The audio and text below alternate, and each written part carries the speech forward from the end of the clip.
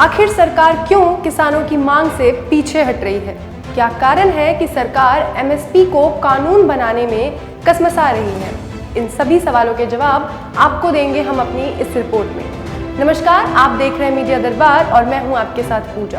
भारत के खाद्य सुरक्षा में आत्मनिर्भर होने की कहानी साल 1964 से शुरू होती है। 60 के दशक में जब एमएसपी को लाया गया था तब भारत खाद्यान्न में आत्मनिर्भर नहीं था, लेकिन आज भारत के पास गेहूं और चावल दोनों ही जरूरत से ज्यादा मात्रा में गोदाम में पड़े हैं। नेशनल सैंपल सर्वे ऑफिस की 2013 की रिपोर्ट बताती है कि ऐसे किसान 10% से भी कम हैं जो अपनी फसल को सरकार खरीद सेंटर पर तय एमएसपी पर बेच पाते हैं। एक अनुमान के मुताबिक यह प्रतिशत अब गिरकर 6% ही रह गई है। इसमें बड़ी संख्या उन किसानों की है जो पंजाब और हरियाणा से आते हैं। बाकी 94% किसानों ने अपनी फसल बाहर मंडी में बेची। 2019-20 में पंजाब और हरियाणा में 226.56 लाख टन धान और 201.14 लाख टन गेहूं की खरीद हुई। अगर कीमत को एमएसपी के हिसाब से देखा जाए तो यह लगभग 80,293.21 करोड़ रुपए की खरीद बनती है। भारतीय खाद्य निगम के योजना एवं अनुसंधान विभाग के आंकड़ों के मुताबिक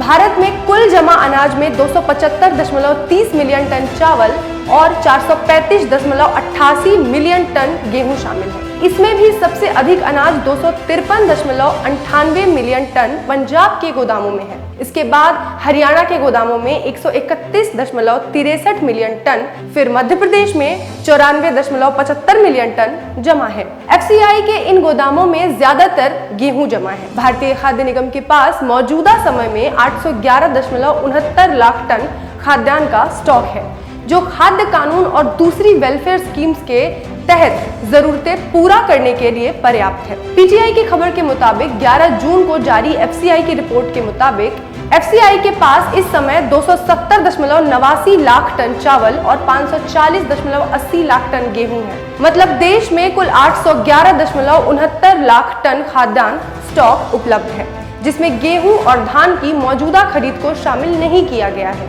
और जो अभी तक गोदामों में पहुंच नहीं पाया है। एफसीआई की वेबसाइट पर उपलब्ध आंकड़ों में देखा जा सकता है कि पंजाब में जहां 2019-20 की रबी की फसल में गेहूं की खरीद 129.12 लाख मीट्रिक टन रही, वहीं यूपी में यह सिर्फ 37 लाख मीट्रिक टन थी और बिहार में तो यह खरीद मात्र 0.03 लाख मीट्रिक टन रही। आपको बता दें कि बिहार में 2006 में ही एपीएमसी मंडी समिति को खत्म कर दिया गया था।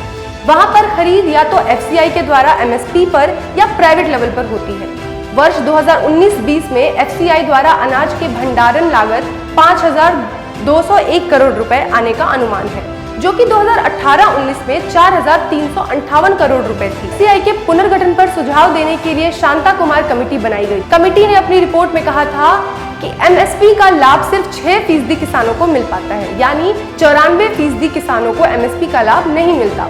ऐसे में सोचने वाली बात है कि जो व्यवस्था 94% के लिए लाभकारी नहीं है, वो भला देश के किसानों को स्थायी संकट से उबारने का जरिया कैसे हो सकती है। कुछ जानकारों का मानना है कि सरकार शांता कुमार कमेटी की उन सिफारिशों को लागू करने की ओर बढ़ रही है जिसमें एफसीआई यानी फूड कॉर्पोरेशन ऑफ इंडिया के ऊपर से अधिक खरीद का बोझ कम करने का जिक्र है। बता दें कि सरकार एमएसपी पर जो फसल खरीदती है उसके भंडारण की जिम्मेदारी एफसीआई की होती है। शांता कुमार कमेटी ने सिफारिश की थी कि पंजाब, हरियाणा, मध्य प्रदेश, छत्तीसगढ़, उड़ीसा और आंध्र प्रदेश में एफसीआई के काम को प्रदेश सरकार के जिम्मे कर दिया जाना चाहिए, जिससे केंद्र सरकार पर बोझ कम होगा। भारतीय किसान यूनियन के नेता जगमोहन सिंह का कहना है कि केंद्र सरकार फसल खरीद की जिम्मेदारी से पल्ला झाड़कर यह काम राज्य सरकारों के जिम्मे करना चाहती है, जबकि उनके पास इतनी खरीद के लिए ना तो संसाधन है और ना पैसा। पंजाब और हरियाणा की मंडियां चूंकि सबसे ज्यादा खरीद करती हैं, ऐसे में वहां के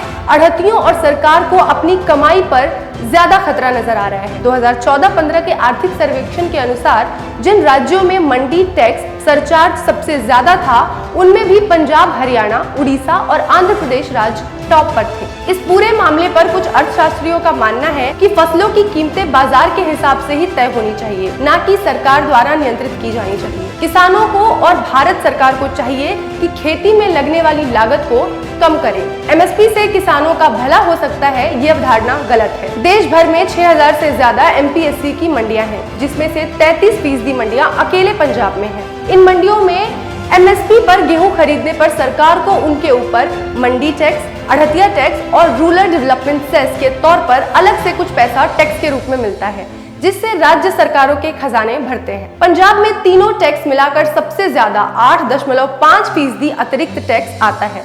वहीं हरियाणा में ये अतिरिक्त टैक्स 6.5% है। बाकी अन्य राज्यों में ये टैक्स अमूमन 1 से 5% के बीच रहता है। सीएफपीसी के रिपोर्ट के मुताबिक एफसीआई के गोदाम में गेहूं और चावल मिलाकर सरकार के पास 74.3 मिलियन टन था, जो 41 मिलियन टन होना चाहिए, यानी भारत की जरूरत से 31.1 मिलियन टन ज्यादा। अब बात करते हैं किसानों की एमएसपी की मांग को कानून में शामिल करने की। आखिर इसमें सरकार को क्या दिक्कत है? तो आइए आपको ये भी बताते हैं। एफसीआई को एमएसपी के ऊपर मंडी से गेहूं खरीदने के लिए 14% procurement cost, mandi tax, arhtiya tax, rural development cess, packaging, labour, storage आदि देना पड़ता है। फिर 12% उसे वितरित करने में खर्च करना पड़ता है, जिसमें लेबर, लोडिंग, अनलोडिंग और 8% इसके रख रखाव का खर्च लगता है। यानी एफसीआई एमएसपी के ऊपर गेहूं खरीदने पर 34% और अधिक खर्च करती है। इसे और साधारण भाषा में आपको बताते हैं।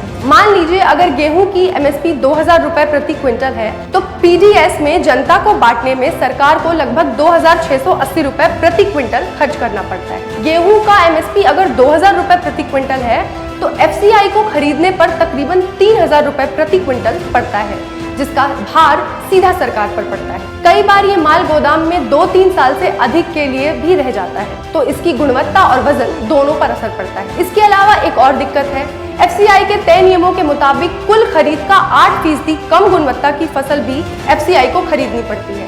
यानी 8% गेहूं जो सरकार खरीदती है, उसके पैसे भी देती है और वो इस्तेमाल के लायक भी नहीं होता है। अब बात आती है कि अगर हमारे पास ज्यादा स्टॉक है, तो सरकार इसका निर्यात क्यों नहीं करती? तो आइए इसकी भी जानकारी आपको दिए देते हैं। दरअसल अंतर्राष्ट्रीय बाजार में भारत के गेहूं को ऑस्ट्रेलिया और यूक्रेन के गेहूं से कड़ी टक्कर मिलती है और भारत के गेहूं की कीमतें भी काफी ज्यादा हैं। इस वजह से निर्यात पर भी इसका काफी बुरा असर पड़ रहा है। इससे आप अंदाजा लगा सकते हैं कि एमएसपी से भले ही किसानों को फायदा पहुंच रहा हो, लेकिन इससे भारत के खेती किसानी का संकट टलने वाला नहीं। ऐसा इसलिए क्योंकि इस व्यवस्था से 94% किसान बाहर हैं। एमएसपी किसानों को फसल की कीमत तय करने का एक न्यूनतम आधार देता है, एक रेफरेंस पॉइंट देता है, ताकि फसल की कीमत उससे कम ना हो। एमएसपी उन्हें एक सोशल सुरक्षा प्रदान करता है, लेकिन सरकार की नई योजना और कानून से किसानों को आत्मबल मिलेगा और किसान सिर्फ अड़हतियों और मंडी की गुलामी से बाहर आकर आत्मनिर्भर और स्वाभिमानी बन सकेगा, जो कि किसानों के हित में है। लेकिन जिस तरह से किसान अपनी बात मनवाने के लिए संगठित हैं और अपनी मांग पर अड़े हुए हैं, तो मान लीजिए केंद्र सरकार कानून बना देती है कि एमएसपी से नीचे फसलों की खरीद अपराध होगा, लेकिन किसी भी प्राइवेट कंपनी को सरकार फसल खरीदने पर मजबूर तो नहीं कर सकती। ऐसा कोई कानून पास होने के बाद अगर व्यापारी एकजुट होकर कहें कि वो सरकार द्वारा तय एमएसपी पर फसल नहीं खरीद सकते, तब सरकार क्या करेगी? ऐसे में सरकार पर इन फसलों की खरीद का दबाव बढ़ेगा। अब चूंकि ये कानून है, तो सरकार को ये 23 फसलों की खरीद करने के लिए बाध्य होना पड़ेगा। एक अनुमान के अनुसार 23 फसलों की एमएसपी की कीमत और उस पर एफसीआई के वितरण प्रणाली में ऊपर से होने वाले सब खर्चों को मिला दिया जाए, तो ये खर्च सरकार के लिए 15 लाख करोड़ का बैठेगा। अब सवाल उठता है कि ये नहीं तो आखिर क्या? इसका उपाय क्या है? तो इसका एक रास्ता ये है कि सरकार किसानों को डायरेक्ट फाइनेंशियल सपोर्ट दे, जैसा किसान सम्मान निधि के जरिए किया जा रहा है। दूसरा उपाय है किसान दूसरी फसलें भी उगाएं, जिनकी मार्केट में डिमांड है।